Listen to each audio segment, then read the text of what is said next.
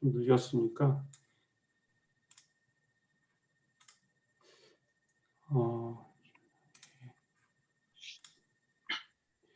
네, 안녕하세요. 저는 UM의 이재규입니다. 지금 유니버시티 마이애미에 있는 이재규입니다. 이 시간에 오늘 스피커 이기범 교수님을 잠깐 소개하겠습니다. 이기범 교수님은 노스웨스턴 유니버시티에 계시는 닥터 체드 머킨랩에서 PhD를 하시고 그래주에이트 스튜던트로 머킨랩에서 네노 리소그래피에 대한 연구를 사이언스 논문에 퍼블리시하시고 총 11개의 논문을 그래주에이트 스튜던트로 11개의 논문을 퍼블리하신 후에 스크립스에 계시는 닥터 피터 숄츠 랩에서 포스닥을 하셨습니다. 그래서 한 2008년부터 러커스 유니버시티 디파트먼트 오브 케미스트리 앤 케미컬 바이올로지의 교수님으로 계셨고 현재 연구 내용은 네노 테크놀로지와 케미컬 바이올로지를 사용하여 스템셀 페이트를 조정하는 아주 재미있는 리서치를 하시고 계십니다. 그동안 퍼블리시하신 논문은 100개가 넘으시고 임팩트 팩터가 10이 이상 되는 논문을 지난 10년 동안 거의 매년마다 적어도 하나는 꾸준히 퍼블리하셨습니다. 이런 퀄리티하고 컨시스턴시를 인하여 많은 어워드를 받으셨는데 그 중에 NIH Directors New Innovator Award 하고 American Chemical Society New Directional Award를 받으셨습니다. 오늘 이 시간에 이기범 교수님을 초대한 이유는 내노 머티리얼 사이언스와 뉴로 사이언스의 인터섹션 대해서 저희가 생각하지도 못하고 있었던 부분들을 보여주실 것 같고 또 많은 콜라보레이션을 생길 것 같아서 초대를 했습니다. 그럼 이기범 교수님. 네, 감사합니다. 이재 교수님. 제 목소리 잘 들리시나요? 네. 네, 그러면은 쉐어링 하겠습니다.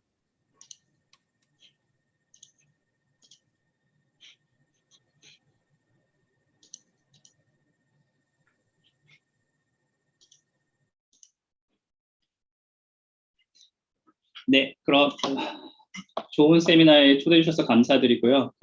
저도 참석하면서 되게 많이 뉴로사이언스 대해서 많이 배워서 정말 이런 좋은 모임을 만들어 주신 회장 그다음에 커미티 분들에게 정말 감사를 드립니다.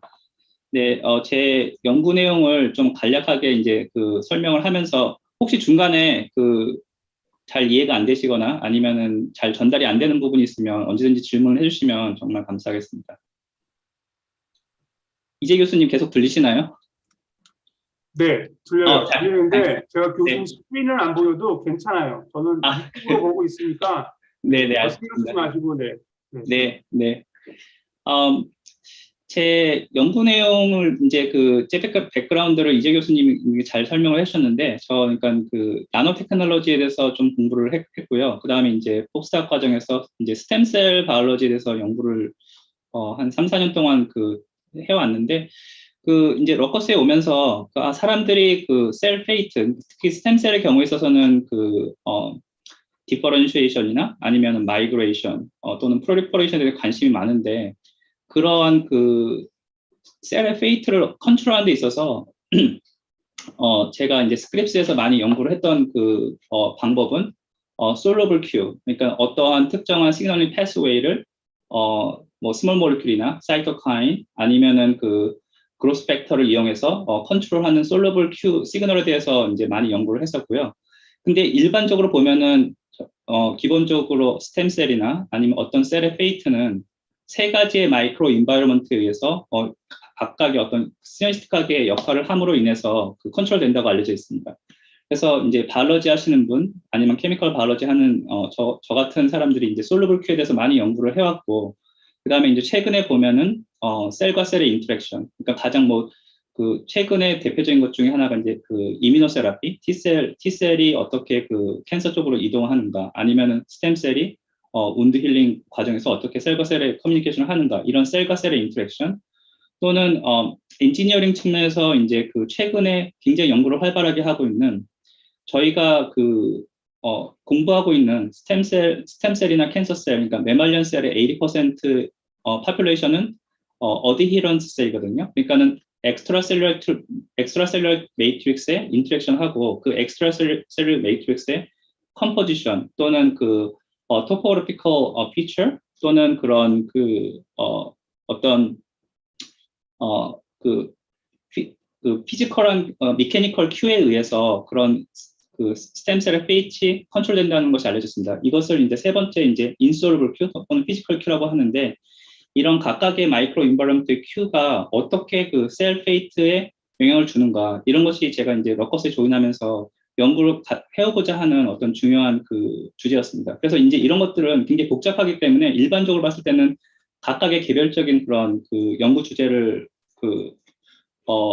세워서 이제 연구를 하기 시작했고요. 예를 들면은 이제 솔루블 시그널 같은 경우에서는 바이올로지 그 하시는 분들이 굉장히 그 어떤 특정한 시그널 패스웨이 또는 어떤 솔루블 큐가 스템셀 디퍼런셜이 잘 그 펑션을 알려져 있기 때문에 그런 것을 어떻게 효과적으로 전달할 수 있을까 아니면 어떤 진 세라피를 할 수 있을까 이런 그 방향을 설정했고요. 그 다음에 이제 피지컬 큐나 인솔블 큐 같은 경우에 있어서는 그 오늘 지금 소개시켜 드릴 건데 이제 바이오 스캐폴드에 의해서 어떻게 스템셀 효과적으로 인비버에서 컨트롤할 수 있을까 뭐 이런 것들을 좀 그 구체적으로 연구를 하기 시작했습니다. 그래서 이제 제가 러커스에 온 지는 한 14년 정도 됐는데 요즘에는 좀 더 스페시픽하게 디지즈나 아니면 인저리 스페시픽한 마이크로 인바이러먼트를 우리가 어떻게 마듈레이션 할 수 있을까 이런 그 좀 큰 그림에서 연구를 하고 있습니다.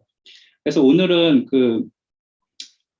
이런 세 가지 또는 그 네 가지 어떤 그런 방향에서 구체적으로 우리가 어떤 멀티 펑셔널 나노 머티리얼을 어떻게 드럭 딜리버리, 진 딜리버리에 사용할 수 있을까 거기에 어떤 구체적인 프로젝트 하나의 그 이그젠플을 설명드리고요.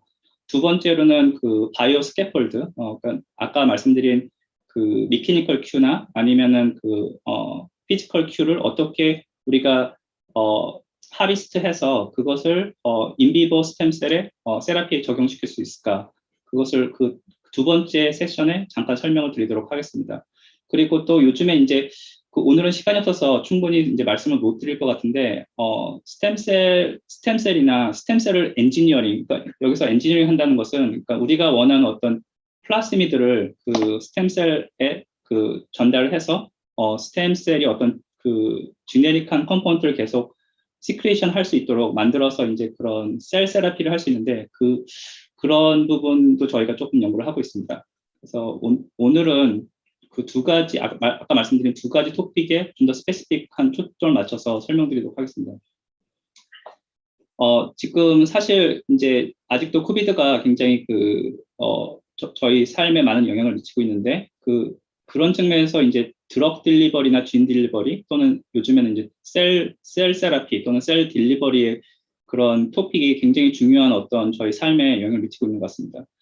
그래서 보면은 그 일반적으로 봤을 때 기본적으로는 이제 세 가지의 그런 드럭 몰리큘, 세 가지 드럭 딜리버리 형태가 그러니까 있었는데 기존에는 이제 스몰 몰리큘, 그다음에 요즘에는 가장 시장을 많이 차지하고 있는 바이올로직스. 이제 제 기억으로 작년에 FDA 어프로브된 것의 70%인가 80%는 이제 모노크로널 엔타이바디, 바이올로직스 였던 걸로 기억하고 있고요.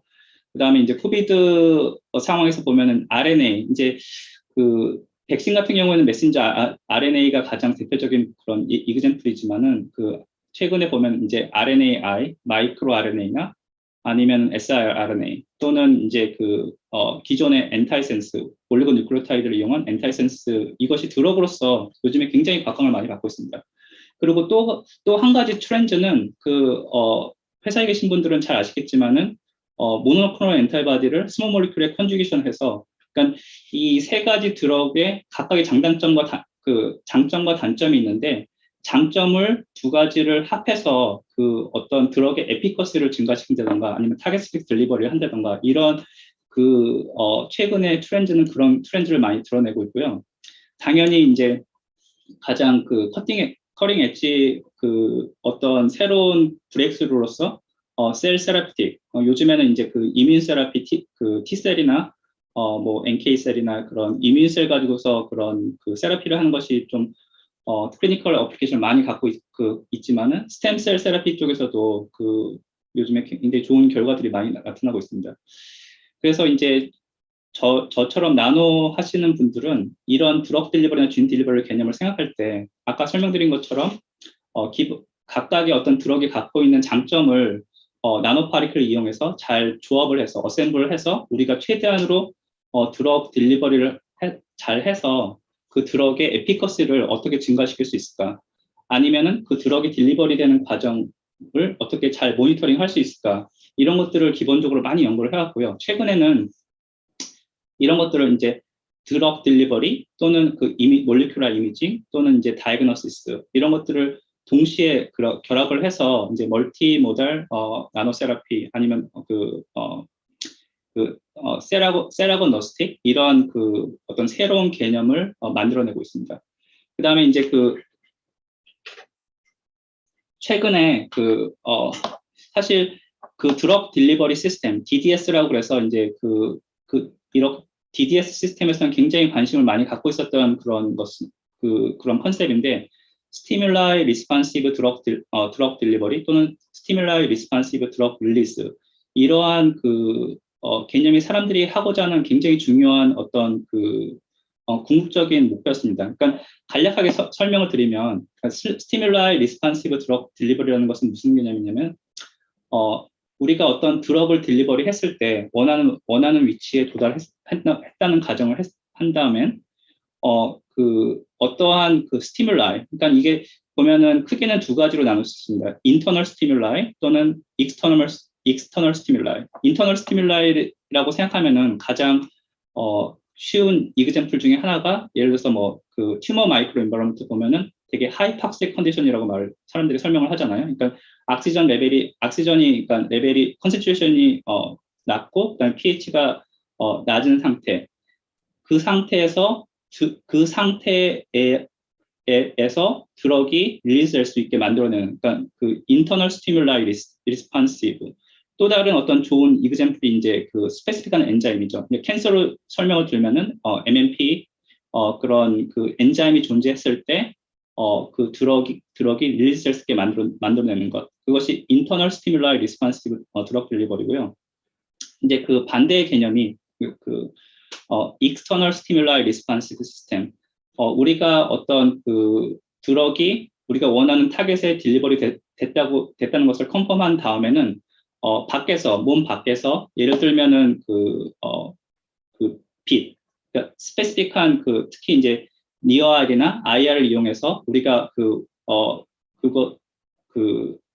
드럭의 릴리스를 컨트롤할 수 있는 방법 또는 마그네틱 필드 또는 이제 템퍼러처를 이용해 가지고 드럭 딜리버리를 바깥에서 컨트롤하는 것 그건 익스터널 스티뮬라이 리스판시브 드럭 딜리버리라고 불립니다. 그래서 지금 보면은 제가 개인적으로 생각하기에는 굉장히 엄청난 기회가 열리고 있는 것 같아요. 이제 이게 어떤 응용적인 측면에서도 그렇고 지금 여러 가지 드럭의 개발에서도 그렇고 그래서 이제 이런 것들을 잘 이용하게 되면은 우리가 생각하지 못했던 것들을 기존에 하고자 했지만 기술적으로 부족했던 것들을 굉장히 잘할 수 있는 그런 기회가 열리지 않을까 생각하고 있습니다. 그래서 저희는 이런 것을 가지고서 이제 연구를 계속 하고 있는데 그 중에서 이제 오늘 말씀드리려고 하는 것은 그 중에 스페시픽한 프로젝트 한 가지를 설명드리도록 하겠습니다.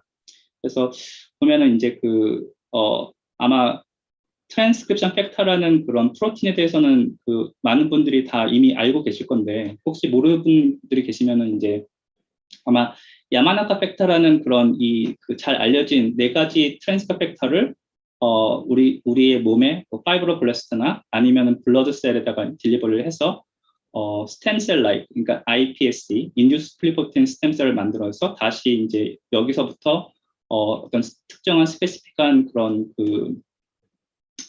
셀 리니지로 만들어낸다.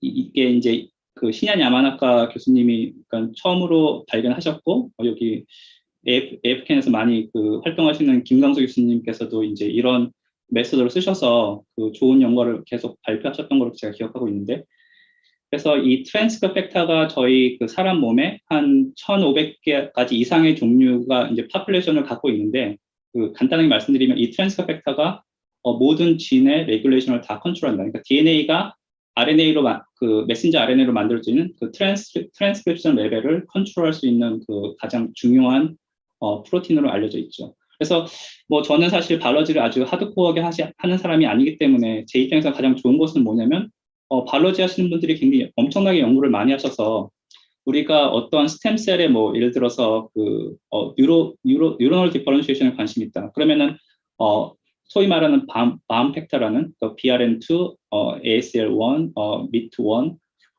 또는 예를 들어서 뭐 컨드로제니시스를 컨트롤하고 싶다. 그러면 SOX9이 가장 중요한 트랜스커 팩터라고 이미 사람들이 많이 연구를 해왔습니다. 그래서 이미 답은 알려져 있고 그럼 어떤 실제적으로 이런 것들을 어떻게 그 트랜스크립션 미디어된 진 레귤레이션을 잘 컨트롤할 수 있을까? 이 어떤 방법적인 측면이 가장 그 중요한 메소드라고 하겠습니다. 그래서 예를 들면은 야마나카 교수님은 바이럴 벡터를 이용하셔서 이제 그 트랜스크립션 레벨을 컨트롤하신 거고, 김광수 교수님 같은 경우는 이제 프로틴을 직접 딜리버리 하셨고, 저희와 같이 이제 케미컬 바이올로지 그 백그라운드를 갖고 있는 사람은 제가 이제 그 이재 교수님 말씀하신 것처럼 피러 슐츠가 제 포스닥 교수님이신데 그 피러 슐츠 교수님이 그 칼텍에서 박사과정을 하실 때 이제 피러 더반이라는 교수님하고 같이 연구를 하시면서 이제 트랜스크립션 팩터라는 것은 가장 중요한 두 가지 어떤 도메인, 프로틴 도메인이 있는데 첫 번째 도메인은 DNA 바인딩 도메인. 일반적으로 봤을 때 이 그 특정한 트랜스크립션 팩터가 그 지노믹 DNA의 프로모터 리전의 어느 부분에 스페시픽하게 바인딩하도록 이제 디자인되어 있습니다. 그 다음에는 이제 액티베이션 도메인이나 리프레션 도메인이 다른 그 엔자이메릭한 그 머시너리를 이제 프로틴을 이제 그 리크루팅 해가지고 트랜스크립션 레벨이 이제 시작되는 것인데 이런 것들을 그 케미컬 바이올로지 하시는 분들이 그 내추럴한 트랜스크립 프로틴의 펑션이나 스트럭처를 미믹하기 위해서 그 스몰 몰리큘로서 이런 것들을 개발을 해왔습니다. 일단 이것을 신세릭 트랜스크립 팩터 또는 아티피셜 트랜스크립 팩터라고 말하는데 간단히 말씀드리면 이제 이게 그 폴리이마이드라는 그 단일 몰리큘인데 이것을 그 특정하게 잘 합성을 하게 되면은 우리가 어떤 예를 들어서 뭐 A, G, CT 그런 DNA 시퀀스를 스페시픽하게 바인딩하고 싶다. 그러면 이것을 헤어핀 폴리이마이드로 만들면은 우리가 그것을 스페시픽하게 바인딩하게 만들어낼 수 있습니다. 그 다음에 이제 그 액티베이션 도메인이나 리프레션 도메인은 또 그 바이올로지 하시는 분들이 스페시픽한 그 펩타이드 시퀀스나 아니면은 그 펩토이드 몰리큘 또는 그 스몰 몰리큘 자체가 그런 펑션을 할 수 있다고 알려져 있습니다. 그래서 이 두 가지 도메인을 미믹할 수 있는 몰리큘을 이렇게 합해서 이것을 그 트랜스커 팩터를 미믹할 수 있다. 그래서 이제 신세릭 트랜스커 팩터 이런 개념을 한 30년 전서부터 그 개발을 해오셨습니다. 그래서 이제 당연히 이런 그 모티베이션은 캔서 쪽에서 보면 중요한 그 트랜스 팩터가 많이 있지 않습니까? 뭐 P10이나 P53 이런 것들을 잘 그 마듀레이션 하게 되면은 엔타이 캔서 세라피를 개발할 수 있다. 그래서 실질적으로 많은 그 좋은 결과들이 있었는데요. 제가 이제 그 포스닥 때 그 스템셀 바이올로지를 하면서 그 아까도 이제 설명을 드렸지만 야마나카 교수님 또는 이제 김광수 교수님 트랜스크립 팩터를 가지고서 그런 연구를 하시면서 이런 개념을 스템셀의 디퍼런시에이션이나 스템셀의 리프로그램에 쓰게 되면 되게 좋을 것 같다. 그런 생각을 계속 해오고 있었는데, 이게 어떤 그런 취약점이 있냐면, 예를 들어서 이제 그 스템셀에서 어떤 우리가 디퍼런시에이션이나 최근에 또 그 사람들이 많이 관심을 갖고 있는 그 다이렉트 컨버전이나 리프로그래밍을 하기 위해서는 진의 그런 익스프레션 레벨의 어떤 업레귤레이션이나 다운레귤레이션을 적어도 한 30배에서 한 100배, 수백 배 정도를 해야 되는데 이것은 보고가 된 것이 한 5배 정도에서 맥시멈 10배 정도밖에 이제 진 레귤레이션을 할 수 없다고 알려져 있습니다. 이제 여러 가지 문제점이 있는데 우선 딜리버리도 문제가 있고 그다음에 이제 그런 그 에피커시에 여러 가지 주는 그 어려움들이 있습니다. 근데 사실 이런 것들은 지금 보면은 그 컨셉적으로는 사람들이 굉장히 관심을 많이 갖고 있고 개발을 여러 방면에서 해왔습니다. 제가 지금 이것은 리뷰 아티클에서 지금 그 옛날 리뷰 아티클에서 가져온 것인데 DNA 바인딩 하는 몰리큘만 사람들이 보면은 뭐 징크핀거나 아니면은 트리플 헬릭스 올리고뉴클레오타이드, PNA 또는 이제 그 링커를 디자인하기 위해서 뭐 여러 가지 팩을 이용한다던가 펩타이드를 이용한다던가 리프레션 도메인 아까 제가 말씀드린 것처럼 그 여러 가지 펩타이드 시퀀스 또는 프로틴, 스몰 몰리큘 프로틴 2년 전인가 3년 전에 보면 조지 철치 그룹에서 VPR이라는 굉장히 에피커시가 큰 그 액티베이션 도메인 프로틴까지도 붙여가지고 사람들이 실제로 실험을 많이 해왔거든요. 당연히 최근에 보면 이제 잠깐만요. 제가 최근에 이제 저희도 좀 많이 관심을 갖고 다른 쪽에서 실험을 하고 있는데 크리스퍼 캐스9 중에서 이제 그 캐스를 디액티베이션 시켜서 디캐스9이 이제 그 이런 DNA 바인딩 도메인 역할을 할 수 있고 거기에 따라서 이제 그런 그 진 레귤레이션을 할 수 있는 굉장히 그 아티피셜한 트랜스펙터를 발러지 하시는 분들도 여러 가지 각도에서 지금 쓰시고 있습니다. 근데 다만 이제 공통적으로 그 가장 부닥치는 첫 번째 그 관문이 뭐냐면 어떻게 효과적으로 딜리버리하고 그 다음에 그것을 잘 컨트롤할 수 있을까? 그것이 아주 그 펀더멘털한 그 문제인데도 아직까지도 이제 그 잘 해결이 안 되고 있습니다. 어쨌든 제가 이제 러커스에서 그 연구를 시작하면서 이러한 이런 것들을 트랜스커 팩터를 아티피셜하게 만들어낼 수 있으면 참 좋겠다라고 생각을 하고서 이제 계속 생각을 하고 있었는데 제가 이제 그 친구가 교토대학교에 있습니다. 그래서 이제 그 친구가 불러가지고 2009년인가 10년인가 이제 그 교토대학교 가가지고 뭐 이제 세미나를 하고서 이제 그쪽에 이제 수기야마 교수님이라고 지금 여기 사진에 보이시는 교수님이신데 이쪽 그 피러더반이 하시는 일처럼 이쪽에서 일을 많이 하시는 교수님하고 이제 저녁을 먹으면서 제 생각에 이런 것은 기존의 그런 케미컬 바이올로지 분들이 하시던 그런 어프로치는 나노 테크놀로지랑 접목을 시키게 되면은 굉장히 효과적으로 할 수 있을 것 같다. 그래서 이제 쉽게 이제 제가 아까 설명드린 것처럼 인디비주얼한 도메인들은 많은 분들이 연구를 해왔기 때문에 이런 것들을 나노 파리클을 이용해서 제가 프로틴이 한 1500가지 정도가 있다고 보는데 그 프로틴의 사이즈도 보면은 작은 것은 한 3나노에서 큰 것들은 한 13, 4나노 정도의 그런 각각의 어떤 다양한 사이즈를 갖고 있습니다. 근데 나노 파리클 쪽에 합성하시는 분들도 보면은 저희도 그렇지만 굉장히 정교하게 예를 들어서 10나노 정도의 나노 파리클을 정교하게 합성할 수 있고 예를 들어서 뭐 5나노짜리도 합성할 수 있고 그래서 쉽게 말씀드리면 골나노 파리클을 10나노짜리를 합성해가지고 인디비주얼한 도메인을 따로따로 합성해가지고 그것을 이 나노 파리클에도 어셈블을 했습니다. 그래서 이제 저희가 나노 파리클 베이스 트랜스크립션 팩터로 해서 나노스크립트라고 저희가 이름 붙였는데요. 그래서 이제 이런 나노스크립트를 먼저 합성을 한 다음에 이것을 셀 안에 딜리버리 하게 되면은 두 번째 그러니까 통과를 2번 해야 되는데 플라스마 멤브레인 통과한 다음에 그다음에 뉴클리어 멤브레인을 이제 통과해서 우리가 원했던 DNA의 시퀀스에 바인딩 한 다음에 그것에 의해서 이제 액티베이션 도메인이나 다른 도메인들이 활성화될 수 있게 이렇게 디자인을 한 것이고 그 아이디어는 사실 2009년도에 저녁 먹으면서 얘기했던 것인데 이제 제가 여기 미국에 와가지고 학생한테 시키면서 이제 거의 학생이 한 3, 4년 동안 계속 트라이 앤 에러를 하면서 어쨌든 저희가 이런 개념을 개발해가지고 보고를 했습니다.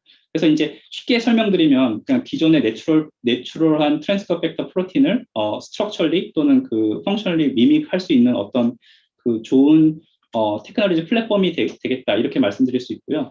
근데 여기까지는 내추럴한 트랜스커 팩터를 미믹할 수 있는데 더 좋은 것은 뭐냐면 저희가 이제 그러니까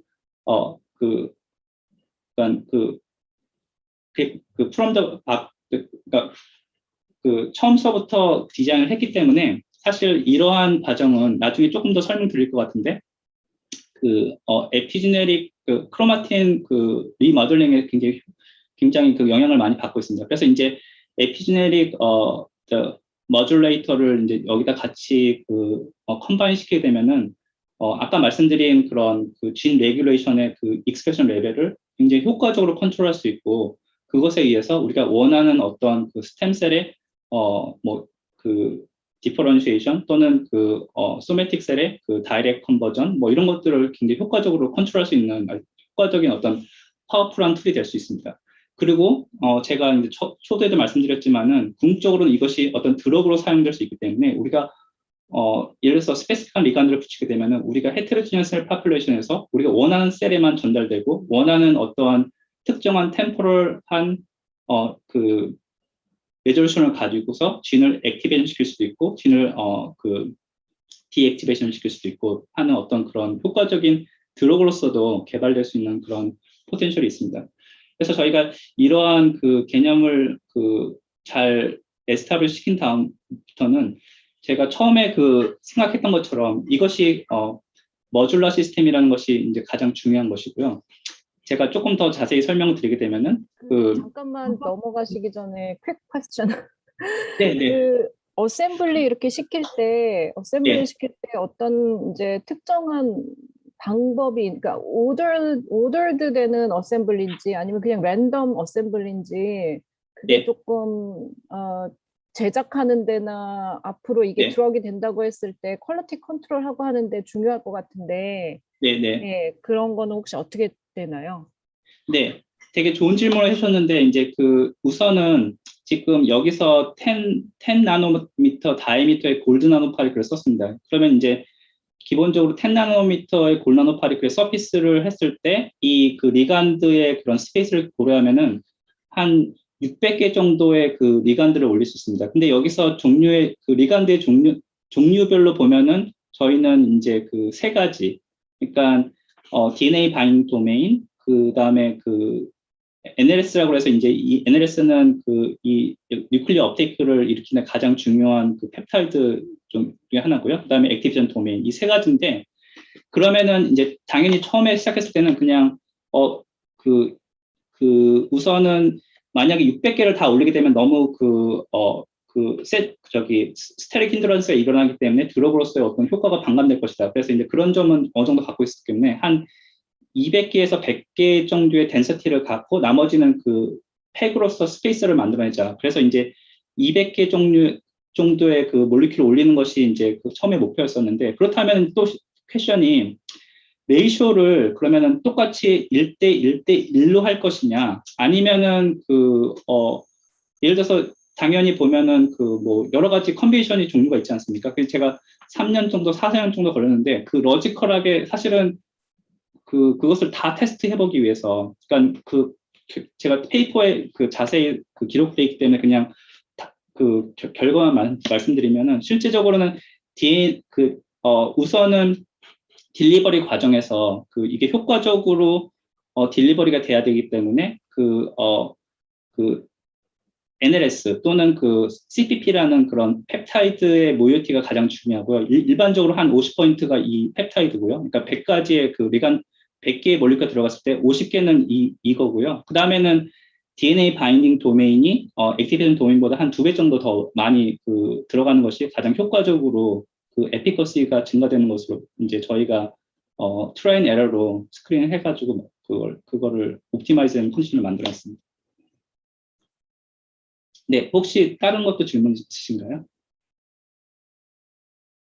네, 뭐 여기서는 우선은 그게 간단한 질문이고요. 근데 이제 또 다른 예를 들어서 그렇다면 나노 파리클의 사이즈도 에피커시랑 관련이 있느냐? 그러면은 간단한 답은 그렇습니다. 이제 보면은 제가 내추럴한 프로틴에는 사이즈가 보통 한 3나노에서 한 4나노의 디스트리뷰션을 갖고 있다고 그랬잖아요. 그 보면은 제 생각에는 하나님께서 만드신 이유가 분명히 그렇게 있는 것 같아요. 그래서 보면 저희도 실험을 하다 보면은 특정한 트랜스커 팩터의 경우에는 되게 작은 사이즈, 특히 뭐 한 3나노가 굉장히 효과적으로 전달이 잘 돼서 드럭의 에피커시가 크게 증가되는 것을 보고는 했습니다. 그래서 사실 되게 말씀해 주신 것처럼 옵티마이즈 해야 되는 조건도 되게 많고요. 저희가 중요한 것들은 이미 한 10년 넘게 연구를 해왔기 때문에 많은 것들은 알고 있고요. 그다음에 또 중요한 것 중에서 하지 못했던 것들은 계속 지금 연구를 하고 있습니다.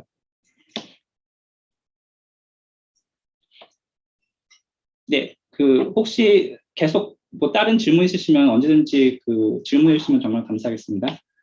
네, 그래서 보면은 아까 말씀드린 대로 제가 이 테크놀로지가 되게 좋다고 생각하는 이유 중에 하나가 머듈러 시스템이다. 그래서 이제 사실 저희가 한 여태까지 한 10몇 년 동안 그 기본적으로 개발한 것은 한 15개의 트랜스fer 팩터?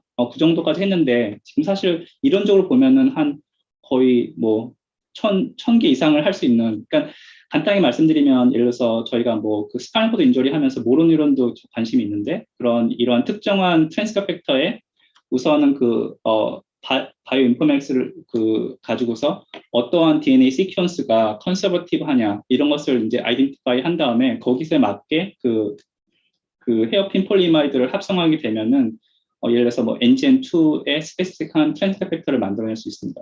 거기다가 이제 보면 액티베이션 도메인, DNA 도메인도 지금 계속 좋은 논문 또는 좋은 드럭 펩타이드 몰리큘들이 개발되고 있기 때문에 그것을 이제 붙일 수 있고요. 그다음에 타겟팅 할 수 있는 스페시픽한 펩타이드나 엔타이바디나 이런 것들도 저희가 붙여서 실험을 하고 있고, 이제 조금 더 이제 설명을 드리려고 하는데, 아까 말씀드린 그런 에피지네릭, 사실 지금도 바이올로지 하시는 분들이 에피지네릭 머듈레이터, 뭐 사하나 CTB나 아니면 DNA 메틸레이션 이니비러도 많이 쓰시고 계시는데, 그것은 보면 다 헤테로지니어스한 그런 셀을 다 브로드하게 컨트롤하는 거잖아요. 근데 이것은 되게 로컬라이즈된 크로마틴을 오프닝할 수 있는 그런 되게 효과적으로 저희가 쓸 수 있습니다.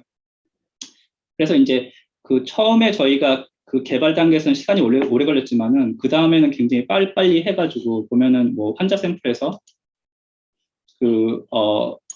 머슬을, 그러니까 환자 샘플에서 추출한 스템셀에서 머슬 디퍼런시에이션을 컨트롤할 수 있었고, 그 다음에 이제 에피지네릭 머듈레이터랑 결합해가지고 더 효과적으로 우리가 컨드로제닉 디퍼런시에이션을 컨트롤할 수 있다. 뭐 이런 것들도 보고했고, 그 다음에 이제 그때 말씀드린 것처럼 내추럴 트랜스펙터는 대부분은 액티베이션을 일으키지만 리프레션을 일으키는 것도 많이 보고가 되고 있거든요. 그래서 저희가 똑같이 내추럴 프로틴을 이믹해서 리프레션을 그러니까 시켜서 뭐 펑셔널 뉴런도 만들어내고 그렇게 했습니다. 그리고 사실은 저희는 머티리얼 사이언스를 하는 랩이기 때문에 이게 저희가 관심 있는 것은, 처음에 저희가 골드 파리클을 이용한 이유는 골드 파리클 FDA의 가장 여러 가지 어플리케이션에 있어서 가장 어프루브가 많이 돼 있는 몰리큘이기 때문에 저희가 쉽게 트랜스레이션을 할 수 있다고 생각하기 때문에 골드를 사용하고요. 그 다음에는 이제 저희가 더 정교하게 합성을 하기 위해서 합성을 해서, 그러니까 코어는 마그네틱 나노파리클을 쓰고 바깥은 이제 골드 쉘을 만들어서 이제 마그네틱 코어 쉘을 이제 만들어서 이렇게 쓰면은 이제 어떤 점이 좋으냐면은 인비버 드럭 딜리버리 했을 때 MRI로 이제 저희가 트래킹을 할 수 있게 되는 거죠. 그다음에 최근에는 이제 아예 저희가 그런 다른 뭐 콜래보레이션 하시는 분들이나 아니면 회사에서 보면은 바이오 디그레이블하게 만들 수 있냐, 그래서 이제 아예 펩타이드 덴드리틱 스트럭처를 만들어서 좀 더 내추럴 프로틴에 가깝고, 그다음에 이제 인비버 상에서도 바이오 디그레이션을 일으킬 수 있게 이런 식으로 저희가 디자인을 해가지고 계속 연구를 하고 있습니다. 그래서 지금 바이올로지 하시는 분들이 대부분이시라고 생각하기 때문에 제가 조금 더 에피지네릭 컴포넌트를 좀 설명하려고 그러는데요. 지금 이제 되게 잘 아시는 다이어그램이시라고 드는데, 여기서 보면 저희가 이제 특정한 셀 리니지가 이제 보면은 플리프틴 스템셀을 섭작해가지고 이렇게 디퍼런시인 데서 내려오잖아요. 그래서 보면은 저희가 iPS 셀을 만들어낸 것은 여기서부터, 예를 들어서 소매틱 셀서부터 다시 스템셀, 그 다음에 여기 플리프틴 스템셀을 만들어서 그 다음에 다시 3 디퍼런 점 레이어 이렇게 만들어내는 그런 과정인데, 요즘에는 예를 들어서 바로 이제 저희 같은 경우 이제 뉴로 디퍼런시에이션을 많이 연구하고 있는데, 바로 에스트로사이트에서 뉴런으로 어떻게 만들어낼 수 있을까, 이제 다이렉트 컨버전 또는 다이렉트 리프로그래밍, 이런 과정에서 가장 많이 중요하게 사람들이 생각하고 있는 것 중에 하나가 에피지네릭 머듈레이션. 저는 사실 케미스트리를 공부한 사람이기 때문에 이런 개념에서 가장 쉽게 이제 제가 예를 들 수 있는 게 액티베이션 에너지. 우리가 여기가 이제 스타링 머티리얼이고 여기가 프로덕트였을 때 이 액티베이션 에너지를 효과적으로 넘기기 위해서 그 역할을 할 수 있는 게 이제 캐탈리스트라는 촉매인데, 제가 보기에는 에피지네릭 머듈레이션이 그런 역할을 할 수 있는 것 같습니다. 그래서 보면은 뭐 이제 뉴로사이언스 쪽에서는 가장 그 일반적으로 좀 유명한 그런 트랜스fer 팩터가 그 이제 그 펜스테이트에서 공첸이라는 이기범 교수님, 네. 슬라이드가 안 넘어가는 것 같아요. 저 지금 그냥 제가 보는 건 나노스크립 그 슬라이드 보고 있거든요. 저는 넘어가는데 지금 안 넘어가나요, 교수님? 네, 저는 똑같은 슬라이드를 계속 보고 있어서. 네, 죄송합니다. 저 어떡하죠? 이재 교수님 안 넘어가나요? 네, 지금 유튜브에도 안 넘어가고 있어요. 유튜브에도 지금 뭐가 계속 뜨고 있냐면 나노스크립트 for stem cell application 그 슬라이드에서 계속 지금 멈췄거든요. 어떡하죠? 다시 그러면 제가 언시한 대로 다시 한번 해볼까요? 그 슬라이드를 쉐어하지 마시고 전체 화면을 데스크탑을 쉐어하시면 될 것 같은데요. 화면을 그러니까 데스크탑을 쉐어하시면은 네, 알겠습니다. 그렇게 하겠습니다. 예. 네.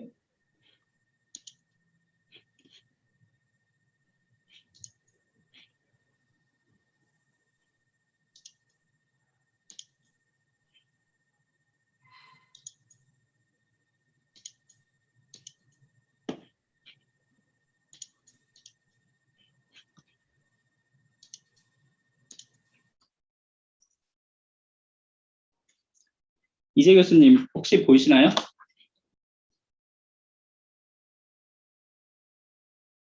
예, 이제 보이는 것 같은데요. 네. 넘어가도 될까요, 교수님? 네, 네.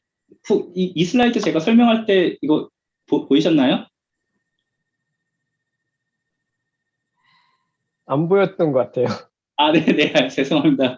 네, 이 슬라이드 뭐냐면, 저희가 나노스크립트의 그 코어 부분이 있지 않습니까? 이제 백본 부분을 저희가 그 나노테크놀로지를 이용해서 처음에는 이제 골 나노파리클, FDA 어프로브된 물질, 그다음에 저희가 좀 더 펑셔널한 그 측면을 강조해서 마그네틱 코어, 바깥에는 골드 쉘 이런 식으로 합성했고요. 최근에는 이제 그 펩타이드 덴드리머를 합성해가지고 완전히 바이오 디그레이션 일어날 수 있게 그렇게 그 합성해서 쓰고 있습니다. 지금 이 부분 설명하다가 지금 문제가 일어난 것 같은데요. 그러니까 이 트랜스크립션 미디에이트 진 레귤레이션에서 에피지네릭스가 굉장히 중요하다. 그것을 이제 설명드리려고 하는 과정에서 이제 예를 들면은 펜스테이트에서 공첸이라는 교수님께서 뉴로디원을 가지고서 예를 들어서 에스트로사이트를 그러니까 보면 이제 그 에스트로사이트 파퓰레이션이 굉장히 많고 보편적으로 이제 펑셔널 뉴런에 사람들이 관심이 많으니까 에스트로사이트에서 바로 그 펑셔널 뉴런으로 디퍼런시를 시키기 위해서 뉴로디1이라는 그 트랜스커 팩터를 보통 바이럴 벡터를 가지고서 많이 연구를 하셨죠. 그래서 이제 그 다음에는 뭐 뉴로제닌 아니면 ASL1 이런 것들도 굉장히 잘 알려진 그 다이렉트 컨버전 팩터가 되겠습니다. 저희 같은 경우에 이제 이런 것들을 어떻게 연구를 하고 있냐면요. 지금 아마 이거 가장 기초적인 거라서 많은 분들이 알고 계실 거라고 하는데 이제 보통은 이제 그 지노믹 DNA가 이제 그 크로마틴 히스톤 프로틴 스트럭처랑 같이 결합해가지고 이제 보통 정상적인 상태에서는 타입 크로마틴 스트럭처가 그 형태로 놓여져 있고요. 이제 저희가 어떤 특정한 뭐 질병이 걸린다던가 예를 들어서 캔서나 아니면 인조리 상태가 되면은 어떤 몸속에 있는 특정한 엔자임이 작용을 해서 이런 루스한 크로마틴을 만들어내고 그다음에 몸속에 있는 엔도지니어스한 트랜스fer 팩터가 이제 어떤 진 레귤레이션을 일으켜가지고 특정한 프로틴이나 특정한 어떤 그런 바이올로지컬 액티비티를 일으킨다. 이것이 잘 알려져 있는데요. 저희가 이제 이런 것들을 이용해가지고 예를 들어서 지금 우리가 그런 스템셀 리프로그래밍, 스템셀 디퍼런시를 일으킬 때 이런 루스한 크로마틴 스트럭처를 만들어내기 위해서 트랜스커 팩터 저희가 나노스크립트에다가 이런 HDAC 이니비터로 잘 알려진 사하 몰리큘을 붙여서 이런 것들 루스 크로마틴 스트럭처를 만든 다음에 그 다음에 이제 트랜스fer 팩터가 바인딩할 수 있도록 도와주는 거죠. 똑같은 원리로 이제 헤드 액티베이터, 엔자임의 그 액티베이터로 CTB라는 것이 잘 알려져 있습니다. 그래서 이런 것들을 붙여가지고 저희가 되게 효과적으로 그 스템셀을 잘 컨트롤할 수 있다, 이런 것들을 이미 다 보고를 했었고요. 그래서 이제 이런 것들을 지금 오늘 그 오디언스가 대부분 이제 뉴로사이언스 하시는 부분이니까 제가 이제 그 스파인al 코드 인저리에 어떻게 그 적용을 하고 있는가 그것을 간략하게 설명드리도록 하겠습니다. 지금 그 스파인al 코드 인저리나 아니면은 뭐 CNS 인저리 이런 것에 있어서 여러 가지 문제점들이 일어나고 있지만, 제가 알기로는 그 공통적으로 많이 문제가 되고 있는 부분이 우선 그런 이러한 그 인저리 상태가 되면은 그 인플러메이션이 그러니까 이니비터리 마이크로 인바이러먼트가 형성된다. 이 인플러메이션이 가장 대표적인 것이 되겠고, 그 다음에 이제 그 기존에 있는 그 뉴런이 데미지를 받으면서 뉴런의 특성상 그 리제너레이션 되기가 굉장히 어렵다. 그래서 이제 일반적으로 이런 그 인텍트한 뉴럴 서큐트이 데미지를 받고 이제 스파인al 코드 같은 경우에는 보면은 이제 모tor 펑션이나 센서리 펑션이 다 이제 망가지는 그런 상황이 이제 그 되겠는데요. 그래서 저희가 이제 이러한 그 예를 들어서 엑서널 리제너레이션 또는 그런 그런 엑서널 리그로스 이런 것에 그 가장 큰 영향을 미칠 수 있는 그런 트랜스fer 팩터 중에서 이제 그 P10이라고 하버드에 계시는 교수님께서 이제 많이 연구를 하신 그래서 그 P10을 서프레션 시키게 되면은 이런 것들이 엑서널 리그로스가 잘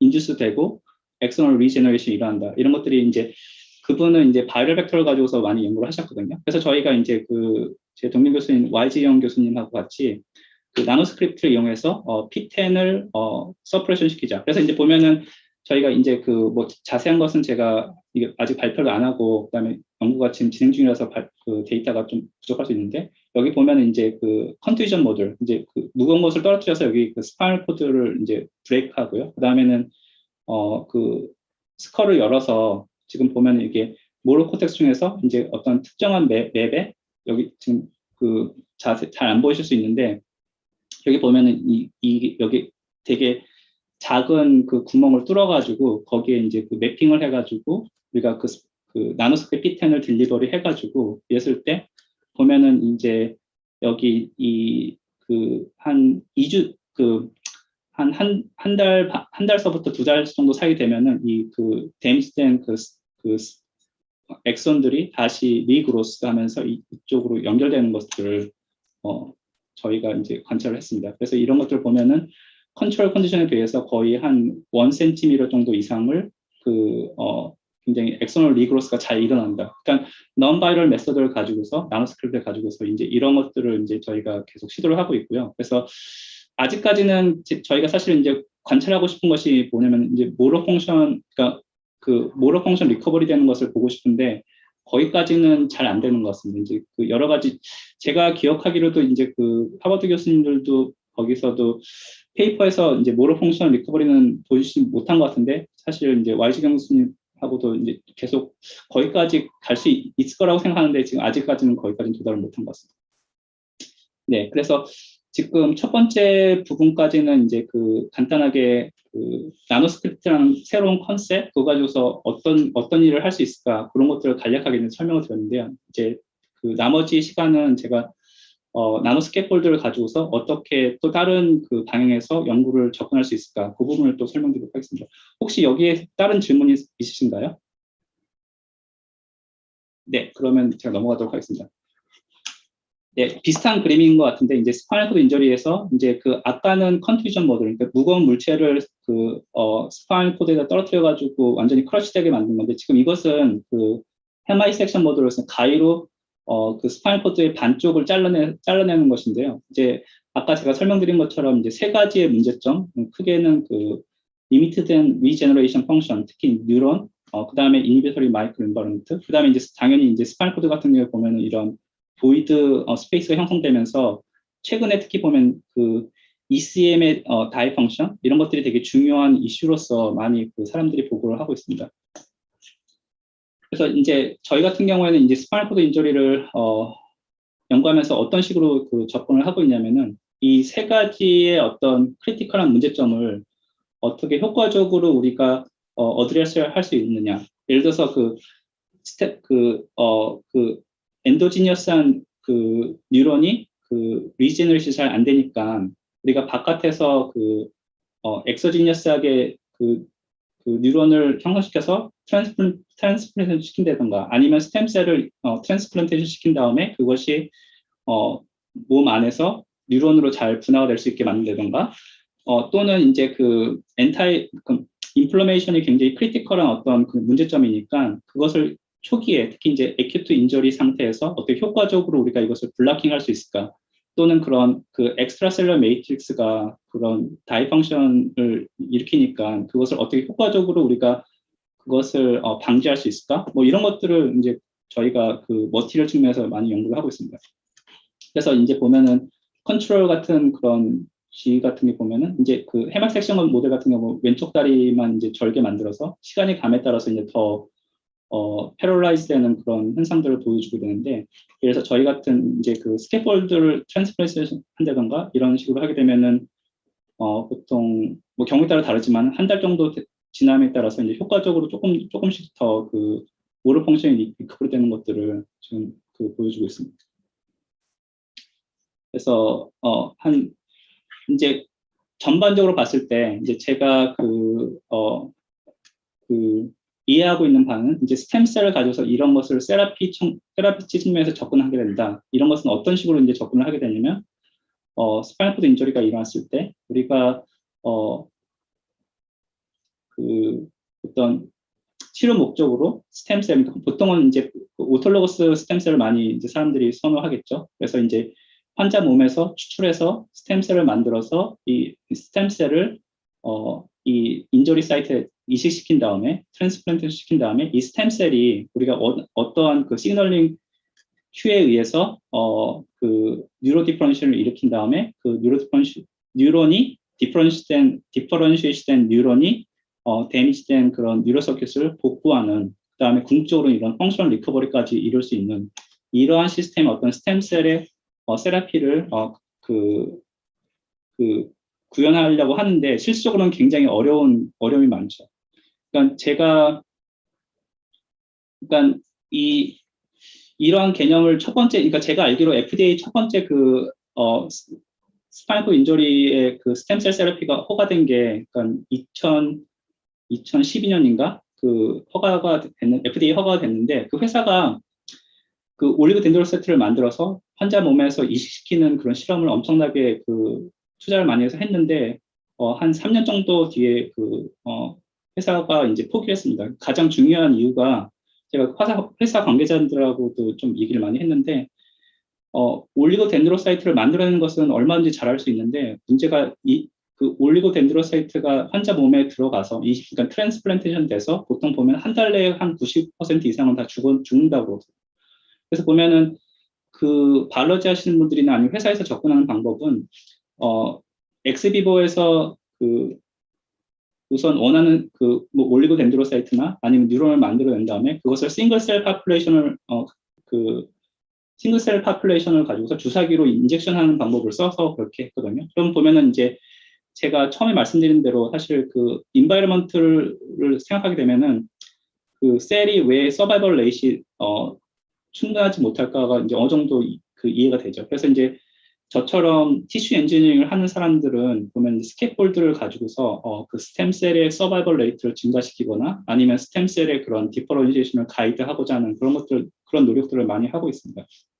그래서 저희 같은 경우에는 사실은 가장 많이 연구를 했던 그 물질은 뭐냐면 그라핀 옥사이드였습니다. 사실 그라핀 옥사이드가 갖고 있는 장점들이 굉장히 많거든요. 그래서 보면은 스템셀이 보통 잘 자라기 위해서는 ECM, 그러니까 뭐 뉴로디퍼런시에이션 같은 경우는 라민을 많이 쓰는데 그 ECM하고도 인터랙션이 잘 돼야 되고 그다음에 이제 그라핀 옥사이드 자체도 엠피필릭한 프로퍼리티이기 때문에 셀하고 굉장히 어디전이 좋습니다.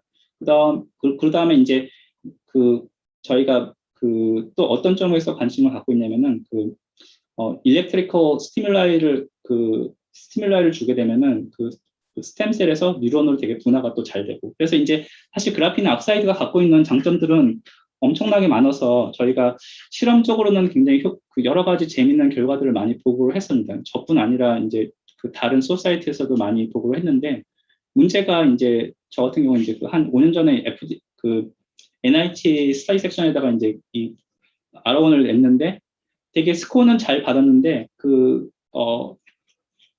굉장히 그 크리티컬한 질문 중에 하나가 그 그라핀 억사이드가 사람 몸에 들어갔을 때 이것이 그 롱텀 사이드 이펙트가 어떻게 되는지를 한번 그 설명을 하거나 이제 연구를 어떻게 할 수 있냐 이런 식으로 질문을 하시더라고요. 근데 보면은 케미스트리 백그라운드를 갖고 있는 사람 입장에서 보면 그라핀 억사이드 그 카본 머티리얼은 굉장히 스테이블하거든요. 그래서 이게 많은 분들이 그 사이드 이펙트는 없다고 하지만 이게 디그레이션이 일어나지 않기 때문에 저희 사람 몸속에서 5년 뒤에 어떤 사이드 이펙트가 일어날지 아니면 10년 뒤에 어떤 사이드 이펙트가 일어날지 이것은 굉장히 어려운 질문, 굉장히 그 어려운 질문이어서 그 한 5년 전 정도에 이제 그 제가 그룹 미팅을 하면서 학생들에게 우리가 그라핀 옥사이드 가지고서 실험하는 것은 그 좀 약간 자제를 하고 그 아예 그 바이올로지에 관심을 초점을 맞춰서 그러면은 그라핀 옥사이드가 갖고 있는 장점을 충분히 우리가 가져가면서 완전히 그 몸속에서 바이오 디그레이션이 일으킬 수 있는 그런 물질을 한번 찾아봐라. 제가 이제 학생들한테 그런 식으로 설명을 했고요. 그래서 다행히 이제 똑똑한 학생이 있어가지고 그 학생이 이제 좋은 물질을 찾아냈습니다. 이제 망가니스 아웃사이드라는 것인데 그래서 제가 시간 관계상 자세한 것은 다 설명은 빼버리고 보면 이제 굉장히 드럭이랑 아니면 ECM이랑 인터랙션을 잘 할 수 있고 그래서 저희가 이제 그런 것을 이제 2D 나노머티를 합성해가지고 그것을 이제 스태킹으로 이렇게 만들어낼 수 있습니다. 그러면 이제 스태킹을 만들어내면서 이 셀을 그러니까 샌드위치를 생각하면 되게 딱 맞습니다. 이제 샌드위치에서 샌드위치처럼 이렇게 스태킹을 만든 다음에 그것을 롤업 해가지고 우리가 원하는 어떤 그런 위치에다가 서지컬 메서드로 인젝션을 하게 되면은 그 효과적으로 우리가 스템셀을 트랜스플란트 시킬 수 있고 그 다음에 드럭 딜리버리나 스템셀 서바이벌 레이트 이런 것들을 증가시킬 수 있습니다.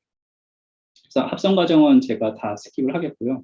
그다음에 또 이것에 또 굉장히 좋은 그 장점 중에 하나가 아까 말씀드린 대로 그 인터널 스티뮬라이 그 인저리 사이트에서 존재하는 그 리듀싱 에이전트에 의해서 이것이 디그레이션 되는데 디그레이션 되면은 그 남는 프로덕트가 뭐냐? 그러면은 이제 망간 2 플러스거든요. 망간 2 플러스는 그 잘 알려진 그 MRI T1 컨트라스트 리에이전트입니다. 그 실제로 보면 이것이 지금 MRI 저희가 찍은 시그널인데 그 MRI 그러니까 쉽게 말하면은 디그레이션 되면은 그 MRI 시그널이 증가되고 그 MRI 시그널이 증가되는 것과 프로포셔널하게 드럭이 릴리즈되는 것을 컨셉션할 수 있습니다. 그래서 이것을 저희가 그 스탠다드 디베이션 커브를 만들어내게 되면은 MRI 시그널을 가지고서 우리가 그 릴리즈된 드럭의 양이 어느 정도인지 컨센트레이션이 어느 정도인지 상당히 정확하게 우리가 그 모니터링을 할 수 있습니다. 그래서 이런 것들을 저희가 개발을 하고 나서 우선 인비보에서 그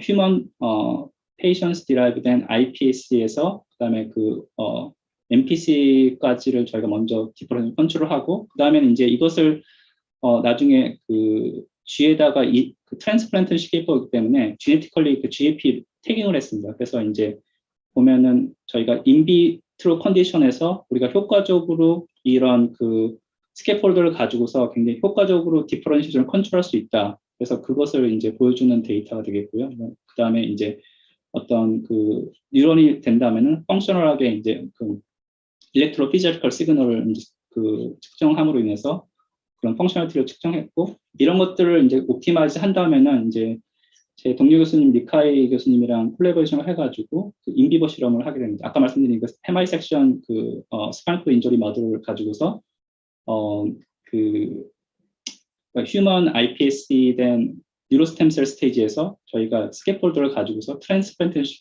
시킨 다음에 아까 말씀드린 세 가지의 궁극적인 목표. 첫 번째, 그 트랜스플란트 된 스템셀의 서바이벌 레이트 증가시키자. 혹시 질문 있으신가요? 네, 두 번째는 이 트랜스플란트 된 스템셀의 디퍼런시에이션을 컨트롤하자. 그러니까 뉴런으로 디퍼런시에이션을 컨트롤한 다음에 그다음에 이 궁극적인 뉴런이 어떤 그 데미지된 그 뉴럴 서킷을 리커버리 한다면은 모러 펑션을 그 효과적으로 증가시킬 수 있지 않을까 이러한 그런 생각을 한 다음에 그 실험을 했습니다. 그래서 시간이 없기 때문에 그냥 데이터만 보여드리면서 넘기게 되면은 서바이벌 레이트가 상당히 증가되는 것을 보여줄 수 있고요. 그 다음에 모럴 펑션도 컨트롤 컨디션에 비해서 상당히 증가된 것을 보여줬습니다. 이재 교수님, 제가 한 5분 정도 더 할 수 있는 건가요? 교수님 3분은 어떠세요? 네, 네, 알겠습니다. 3분. 죄송합니다. 지금. 네,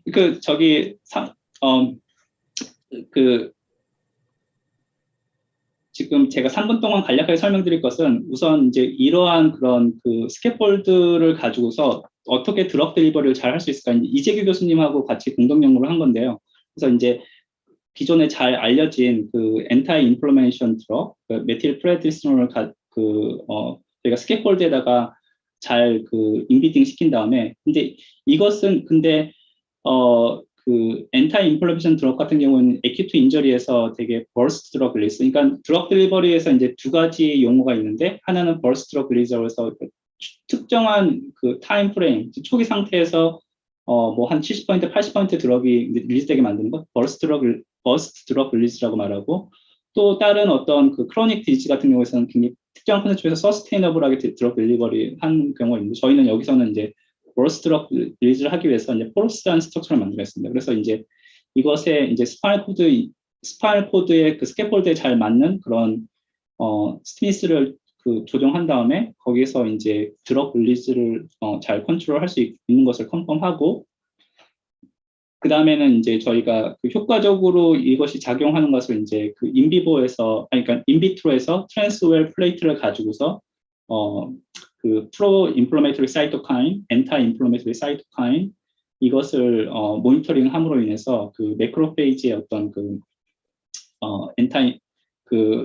매크로페이지에 미디에이트된 인플레메이션을 그 효과적으로 어세이를 한 다음에 그 다음에는 이재 교수님하고 같이 콜라보레이션을 해서 저희가 이제 스캐폴드를 똑같은 비슷한 원리로서 서지컬한 메소드로서 딜리버리를 하고, 그것이 이제 그 롱텀으로 엔타이 인플레메이션 드럭이 릴리스 된 다음에는 컨트롤 컨디션에 비해서는 매크로페이지의 마이그레이션이 굉장히 잘 이루어지지 않았다는 것, 그 다음에는 이제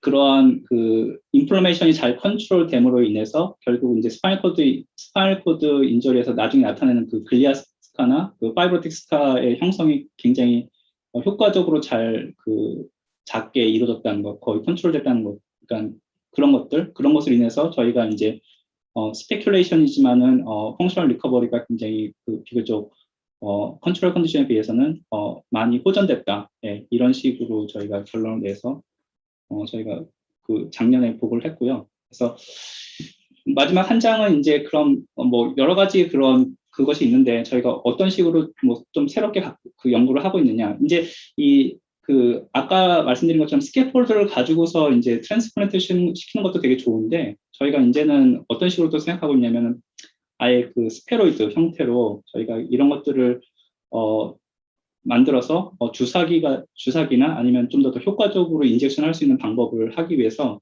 저희가 이제 스페로이드 컨디션을 저희가 잘 옵티마이즈 하고 있고, 이것을 하기 위해서 이제 그 하이스루풋으로 저희가 스크린을 하는 방법들을 지금 연구를 해왔고 연구를 하고 있습니다.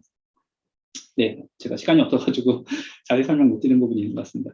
네, 그래서 사실은 엄청나게 좋은 분들하고 많이 연구를 할 수 있어서 되게 감사했고요. 특히 뭐 여기 계신 이재 교수님, 그다음에 또 제 동료 교수님 YG영 교수님, 이카이 교수님 많이 도와주셨고, 당연히 이제 대부분 학생들이 일을 열심히 해줬던 것 같습니다. 네, 감사합니다. 여기까지 하겠습니다. 예, 교수님 감사합니다. 시간이 좀 늦었지만 그래도 질문 있으시면 부탁드리겠습니다. 질문 포스닥 아닌데도 해도 돼요. 전 포스닥인 네. 줄 아셨어요, 조상희 교수님. 감사합니다. 이금 교수님, 네, 굉장히 재미있게 잘 들었는데요. 제가 두 가지 질문이 있습니다. 첫째, 이 나노 이 스캐폴딩을 해서 이제 스템셀 트랜스플란테이션 하시는데요. 그 인플라메이션이 오면은 사실 그 밀리우가 굉장히 닥식하거든요. 그러다가 이제 그게 이렇게 레졸루션이 되면서 이게 퍼미시브 인바이러먼트가 되는데요. 혹시 그 스파이널 코드 인저리를 하시고 난 다음에 언제 이 트랜스플란테이션을 갖다가 하는 그 시기, 그러니까 그 프로퍼 윈도우가 언제인지 이제 좀 알았으면 좋겠고요. 그리고 두 번째로는 그 말씀하신 그 뭐 엔타 인플라메토리 뭐 사이토카인 이런 걸 얘기를 하셨는데요.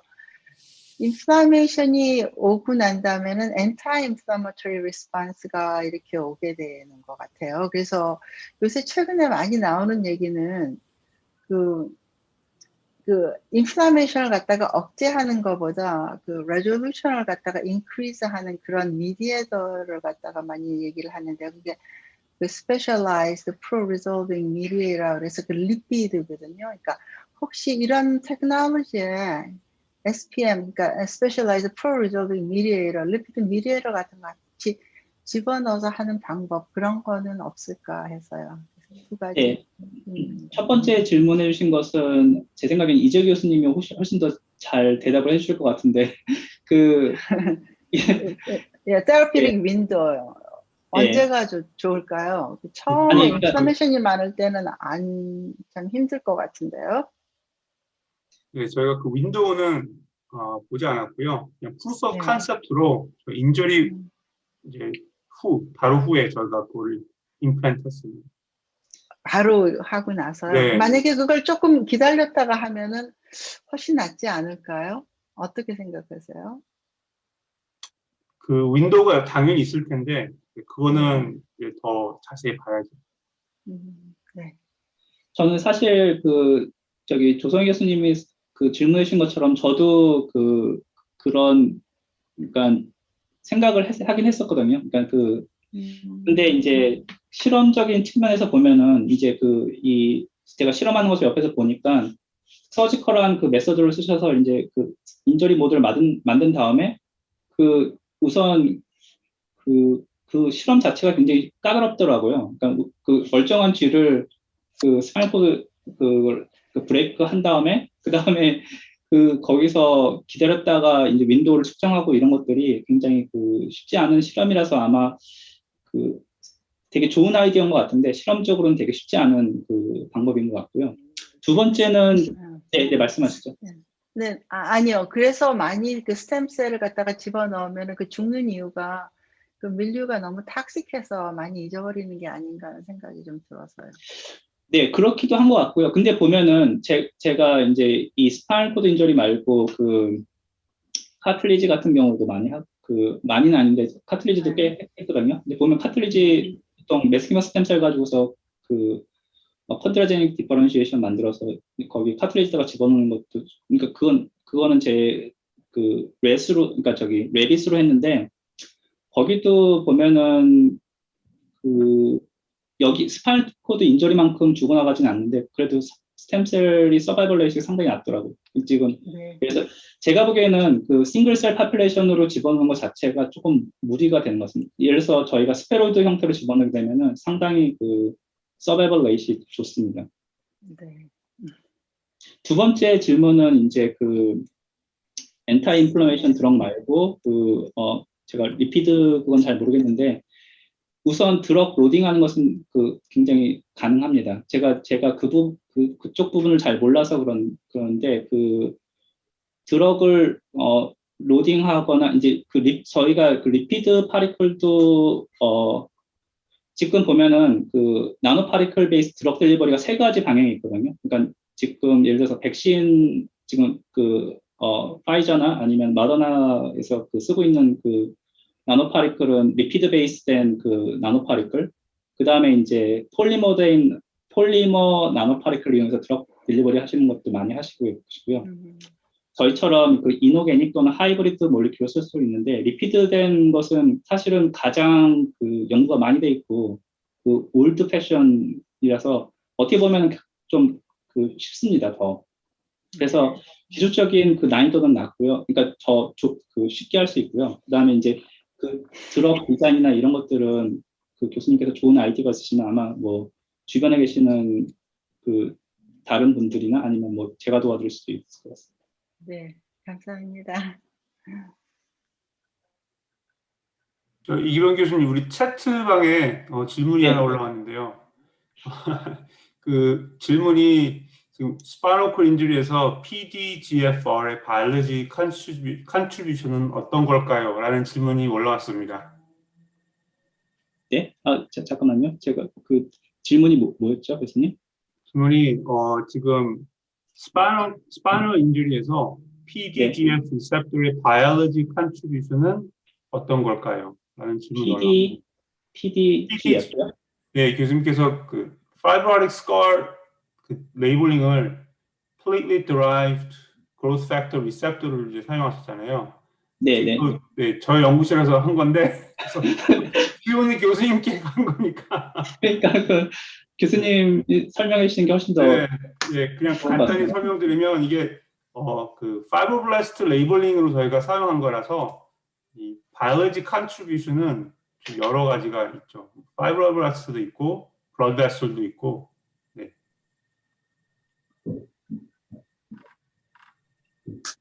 제가 질문 하나 할까요? 이기범 교수님, 네, 재밌게 잘 들었습니다. 저기, 네. 네노 그 스크립트가 이렇게, 아까 그 P10 이제 타겟팅 하시는 네노 스크립트 같은 경우에 뉴런이 이렇게 스페시픽하게 타겟팅하게 디자인되어 있나요? 네. 되게 좋은 질문이신 것 같은데, 안 그래도 저도 사실 왈지은 교수님하고 그 실험하면서 이게 그 뉴런으로만 들어가야 되는데, 이제 예를 들어서 보통 보면은 제가 그냥 커먼 센스로 알고 에스트로사이트 파퓰레이션이 글리아셀이 훨씬 더 많은데, 이게 우리가 그 리간드를 붙이지 않아도 되냐 물어보니까 우선은 되게 그 신기한 게 실험을 해보니까 지금 제 데이터는 안 보여드렸는데 한 90% 이상의 나노스크립트가 뉴런으로만 들어갑니다. 그러니까 그게 참 저도 신기해가지고 이게 실험을 저희가 한 10번 정도 했는데 거의 재현성이 높고요. 그 다음에 또 이제 저희가 셀컬처랑 다른 게 셀컬처에서는 저희가 이게 나노파리클이 셀로 업테이크 되는 메커니즘이 엔도사이토스 메커니즘이거든요. 그래서 이게 업테이크 됐다가 저희가 이제 정확하게 모니터링을 하게 되면은 한 3일 정도의 컨스티튜션이 가장 높고, 그 다음에는 엑소사이토시스 메커니즘으로 이 나노파리클이 다시 셀 바깥으로 나와서 일주일 되면 한 97%의 나노파리클이 다 바깥으로 나가거든요.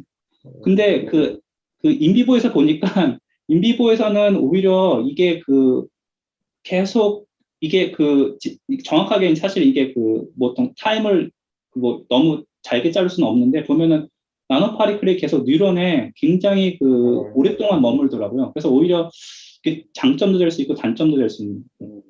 그럼 그 엔도사이토시스가 메인 이제 그렇게 어테이크 되는 메커니즘이면은 셀 스페시픽하게 이렇게 디자인은 가능하지 않겠네요. 아니요. 어테이크를 붙인다든지. 가능하게 셀 스페시픽하게 딜리버리하게 가능하게 할 수 있습니다. 그러니까 어떻게 보통 할 수 있냐면요.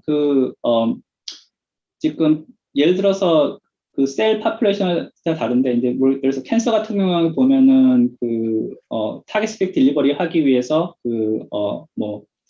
RGD 펩타이드를 쓴다던가 아니면은 IRGD 또 아니면 그러니까 예를 들어서 그러니까 가장 쉽게 설명드리면 저희가 타겟팅하고자 하는 셀의 셀 멤브레인 프로틴, 그러니까 바이오마커로 쓸 수 있는 멤브레인 프로틴을 타겟팅할 수 있는 엔테바디나 아니면 리간드를 나노파리클에 쉽게 붙일 수 있습니다. 그러면은 이제 우선 선택적으로 셀하고 인터랙션을 하고요. 그 다음에는 엔도사이트 메커니즘에서 셀 업데이트가 일어나고 이런 연구가 캔서 쪽에서 엄청나게 많이 해왔기 때문에 셀 스페시픽 딜리버리 하는 것들은 비교적 굉장히 잘할 수 있습니다. 그렇게 뉴런을 스페시픽하게 그런 식으로 타겟하면은 나노스크립이 좋을 것 같아요. 그렇게 그런 계획이 있으세요?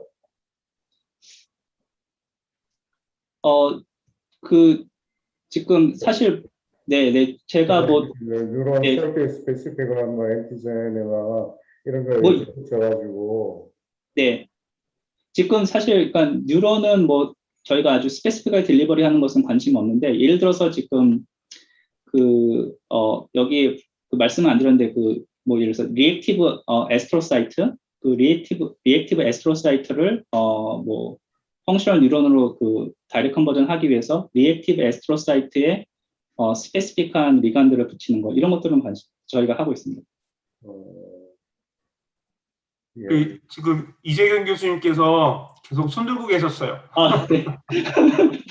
안녕하세요. 저 처음 인사드리는 것 같은데 저는 UGA에서 근무하고 있는 조교수 이재경이라고 하고요. 이재규 교수님이랑 이름이 비슷해가지고 저희 보스가 항상 너 이거 리뷰했던데 빨리 주냐고 그러시더라고요. 저 아니라고 그런 경험이 몇 번 있었습니다. 정말 너무 좋은 토픽 잘 들었고요. 저희가 하는 일은 간단하게 저는 파킨슨스 디지즈 관련 연구를 하고 있는데요. 그래서 이제 그 모델로 PFF 알파스 누클린 인듀스 시노클로패티 연구를 하고 있어요. 그래서 그리고 이제 인플라메이션 관련시켜 가지고 그래서 아까 조승희 박사님 하시는 말씀이랑 좀 전에 송윤진 박사님 말씀하신 거랑 약간 접목해서 지금 하고 있는 게 나노 파티클을 저희는 이제 PGP를 쓰고 그다음에 resolving condition of neuroinflammation 하기 위해서 저희가 이제 관심 있는 프로테인 이 스페시픽한 프로테인인데 이 스페시픽한 프로테인을 증가를 시켜주면 인플라메이션이 다운 레귤레이션 되는 거예요. 그래서 그거를 이제 타겟팅을 마이크로글리아에만 하기 위해서 바깥쪽에다가 이제 TMEM119이라고 마이크로글리아 스페시픽한 엔티바디를 붙이고 그 다음에 PGP를 중간에 쓰고 안에다가 이제 circular DNA를 넣거나 아니면은 nicked 프로틴 플라즈미드 그걸 넣어서 이제 딜리버리를 할 건데 저희 같은 경우에는 이제 지금 저랑 같이 콜라보레이션 하시는 클램슨의 교수님도 스파이널 코드나 그냥 스트로크 모델에서는 이걸 해보셨어요. 그래서 그게 딜리버리가 크게 문제가 안 됐는데 이제 저희가 이제 프로포저를 지금 이제 조그맣 그거 하나 받긴 했는데 저희는 이제 ICV 메서드로 딜리버리를 해요. 근데 부위가 좀 wide range within the brain이기 때문에 얼마만큼 그게 들어갈 수 있는지 지금 약간 proof of concept이거든요. 그래서 혹시 교수님께서 다른 나노 파티클로 이런 brain infiltration 트라이를 해보셨는지 그러면은 만약에 해보셨으면 그게 efficiency가 얼마나 나오시는지 그게 궁금해서 질문드렸거든요. 네, 지금 제가 정확하게 교수님 말씀하신 질문을 이해하고 있는지 모르겠는데 이게 브레인 딜리버리라고 하면 BBB를 통과하셔서 그러니까 IB 메서드를 써가지고 BBB를 통과하는 그런 딜리버리 말씀. 이제 저희는 이제 CSF를 통해서 인젝션을 하면은 이제 blood CSF 배리어를 통해서 들어가기를 기대하고 그렇게 이제 인디하거든요.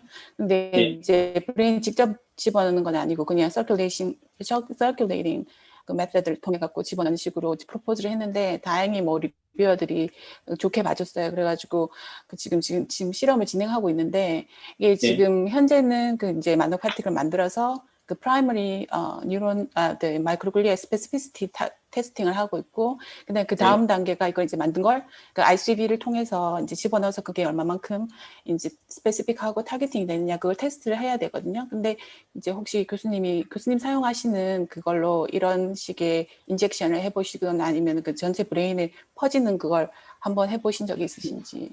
저는 그러니까 옛날에 이제 글리오블래스토마 실험하면서 인트라크리니얼 인젝션은 좀 많이 해봤는데요. 그러니까 제가 약간 공동 연구로 해봤고, 근데 말씀하신 쪽에서는 제가 직접 해본 적은 없고요. 이제 논문이나 그런 것을 읽거나 아니면 제가 이제 NIH 스터디 섹션 하면서 사실 그런 것들 많이 이제 질문 다른 교수님들도 많이 하시고 그러시는데 제가 알기로는 말씀하신 것들은 굉장히 어려운, 그러니까 사실 보면은 지금 그게 가장 커다란 문제점 중에 하나잖아요. 그러니까 드럭 딜리버리, 그러니까 브레인 쪽에서 보면은 근데 제가 최근에 읽은 논문 또는 그 디스커션 한 것 중에서 보면은 이게 뭐죠? 이렇게 코로 흡입하는 걸 뭐라 그러죠? 메서드를 잊어버렸네. 인트라네절 딜리버리. 네. 그런 쪽으로는 꽤 나노파리클 이용해서 딜리버리 하시는 거 많이 있고, 그 BBB도 사실은